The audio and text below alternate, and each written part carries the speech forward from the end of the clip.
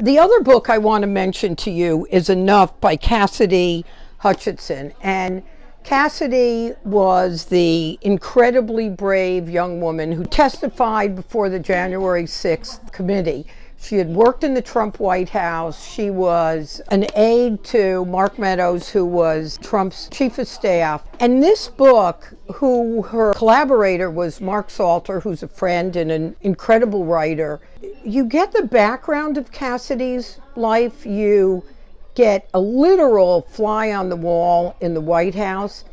You understand the kind of just extraordinary bravery it took on her part to do what she did. As I've watched her in interviews, she's doing this to inform the country about what that White House looked like and what really happened. I finished this book in about 5 minutes. It's got a wonderful narrative arc. You learn so much. You would think you wouldn't be surprised, but you are surprised. And you mostly come out of it with just enormous respect for a young woman who is literally putting what's best for our country as her priority by making sure she tells the story. So I can't encourage you enough, without a pun, to read this book. I'll be interviewing her in November for Just the Right Book, so you'll hear that too.